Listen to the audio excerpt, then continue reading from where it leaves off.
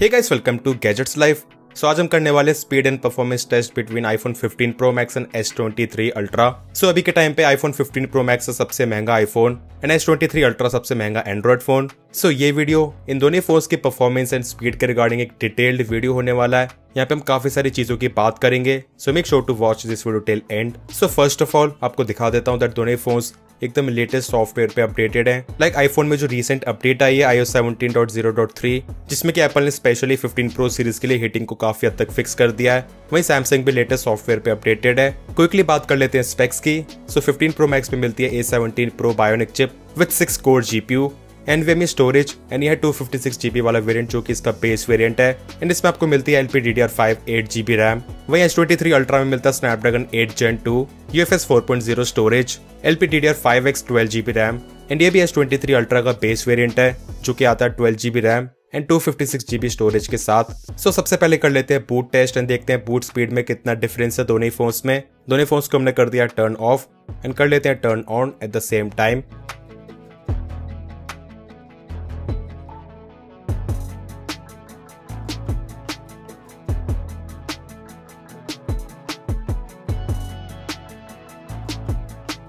Okay, सो 15 pro max boot हो चुका है एंड इसकी स्पीड S23 अल्ट्रा से काफी ज्यादा है। आप देख सकते हैं कंपैरेटिवली काफी पहले ऑन हो चुका है एंड लगभग 6-7 सेकंड के बाद S23 अल्ट्रा भी बूट हो चुका है। सो बूट टेस्ट में 15 pro Max clearly takes win. अब पहले हम कुछ बेंचमार्क्स की बात कर लेते हैं। ऑल्दो रियल वर्ल्ड परफॉर्मेंस में बेंचमार्क इतना कुछ मैटर नहीं करते हैं, स्टिल एक रफ आइडिया के लिए देख लेते हैं स्कोर्स में कितना डिफरेंस है। पहले हम कंपेयर कर रहे हैं Geekbench 6, जो कि क्रॉस प्लेटफॉर्म बेंचमार्क एप्लीकेशन है, मतलब कि आप एंड्रॉइड एंड iOS के दोनों के स्कोर्स को कंपेयर कर सकते हो। एंड अगर हम बात करें CPU परफॉर्मेंस की तो यहाँ पे अच्छा खासा डिफरेंस है। सिंगल कोर में भी मल्टी कोर में भी आईफोन बहुत ज्यादा मार्जिन से लीड कर रहा है। एंड वही हम बात करें Geekbench 6 में GPU स्कोर्स की, सो इसमें भी अगेन 15 प्रो मैक्स एक अलग ही लीग पे चल रहा है। एंड अगर हम इसके स्कोर्स को कंपेयर करें M1 and 14 pro max 13 pro max के साथ, आप देख सकते हैं अच्छा खासा डिफरेंस है।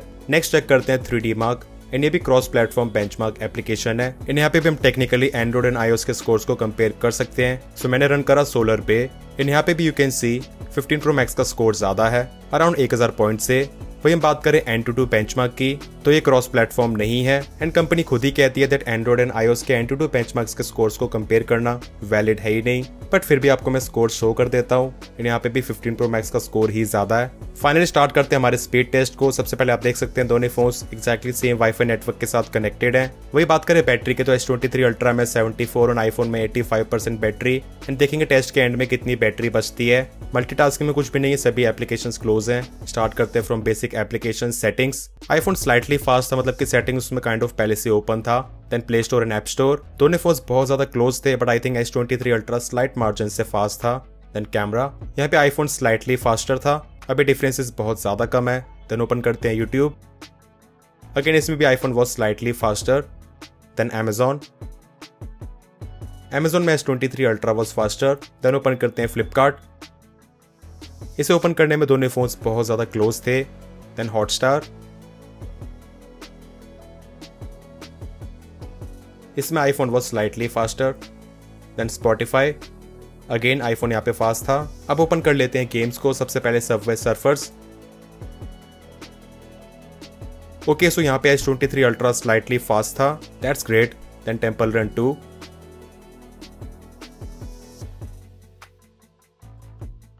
ऑलराइट, सो इस वाली गेम में S23 ultra kind of blazing fast था, that's really interesting. Super Mario run,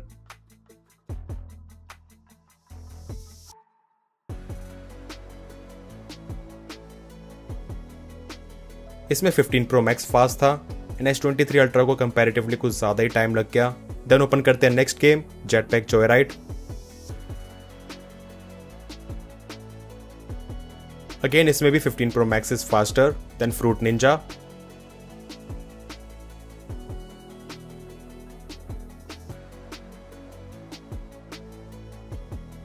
again fruit ninja में भी आईफोन की स्पीड ज्यादा फास्ट थी as compare to S23 ultra. Then asphalt 9,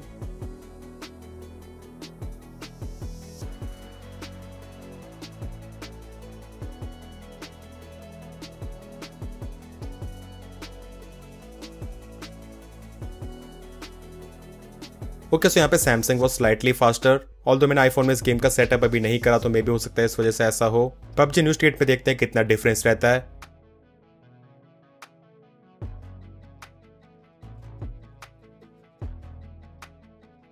so iPhone is slightly faster and although आप देख सकते हैं इन दोनों फोन्स की स्पीड में ज्यादा डिफरेंस नहीं है एंड ये दोनों फोन्स एकदम ही क्रेजी स्पीड प्रोवाइड करते हैं। Let's check in Call of Duty. So again यहाँ पे भी iPhone was slightly faster, but I think यहाँ पे डिफरेंस 1 सेकंड का भी नहीं था, उससे भी कम डिफरेंस था। एंड आपको क्या लगता है बीजीएमआई में कौन सा फोन फास्ट होने वाला है?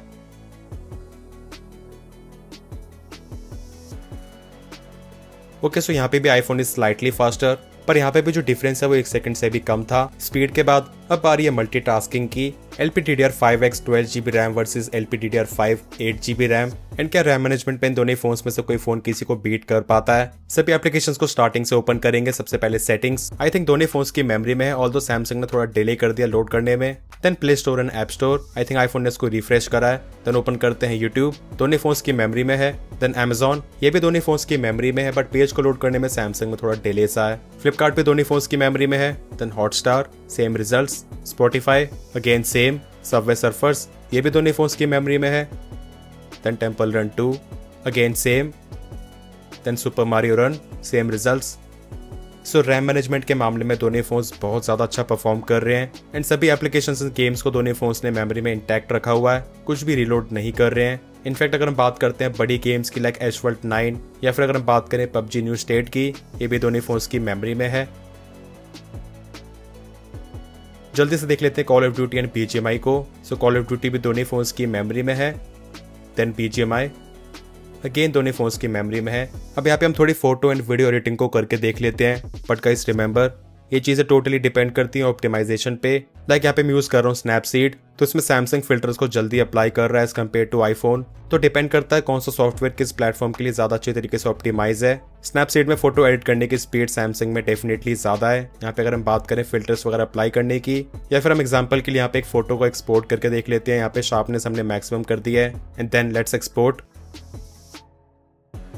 सो अगेन यहाँ पे भी सैमसंग वॉज फास्टर। इसके बाद फिल्मोरा में वीडियो एडिट करके देख लेते हैं। सो यहाँ पे मैंने दोनों फोन्स में एक्जैक्टली सेम फाइल को इंपोर्ट करा है, जिसका साइज अराउंड 1.3 GB एंड जिसका फॉर्मेट है MP4। अब यहाँ पे आप देख सकते हैं सैमसंग की इंपोर्टिंग स्पीड ज्यादा है एंड जब मैंने इसी सॉफ्टवेयर में दोनों फोन्स में MOV फाइल को इंपोर्ट करा, मतलब कि जिस फॉर्मेट में आईफोन वीडियो को रिकॉर्ड करता है, तो उस केस में आईफोन वॉज फास्टर। तो एज आई सेड ये सभी चीज डिपेंड करती है कंपैटिबिलिटी एंड ऑप्टिमाइजेशन पे। एनीवेज यहाँ पे हम देख लेते हैं स्क्रबिंग को।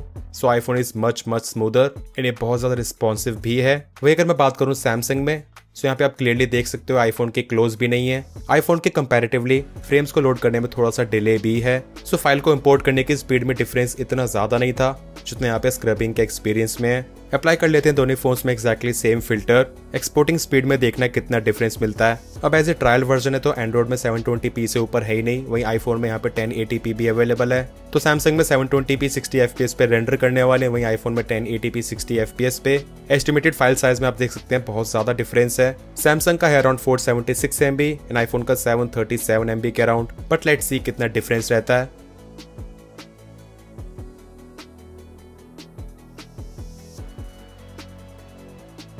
तो ऐसा आप देख सकते हैं यहाँ पे सैमसंग ने स्लाइट लीड मेंटेन करी है एंड आईफोन 94% के अराउंड था, वहीं सैमसंग ने कंप्लीट कर लिया। बट एक्सपोर्टिंग स्पीड से फर्क तब पड़ता है जब फाइल साइज जो हमने एक्सपोर्ट करा है उसका साइज सेम हो। तो वही चेक कर लेते हैं फाइल के साइज में कितना डिफरेंस है।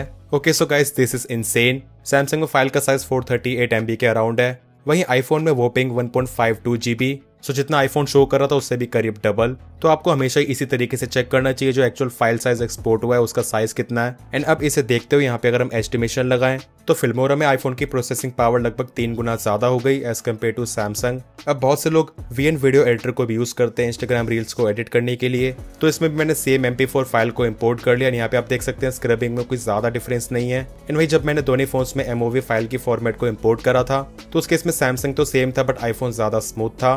सो ये डिफरेंस है। बाकी इसमें भी हम सेम फिल्टर को अप्लाई कर देते हैं।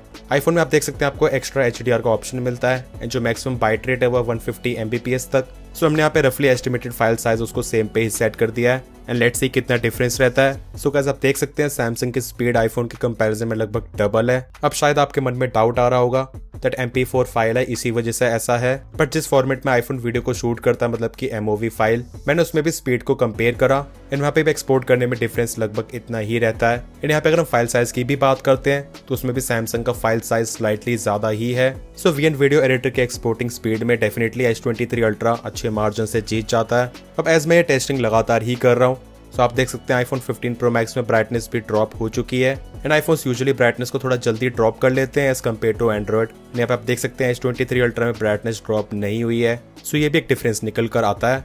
अब मैंने सोचा एज इतनी सारी एप्लीकेशंस एंड गेम्स मेमोरी में है, हमने वीडियो एडिट करी है काफी देर तक, तो फोन्स की रैम उस टास्क में यूज हुई होंगी। अब इसके बाद मल्टीटास्किंग में कितना डिफरेंस आता है एंड जब पुरानी एप्लीकेशंस एंड गेम्स को दोबारा से ओपन करेंगे तभी हमें ट्रू रैम मैनेजमेंट पता चल पाएगा। सो मैंने फिर से मल्टीटास्किंग चेक करी, सेटिंग्स दोनों फोन्स की मेमोरी में है।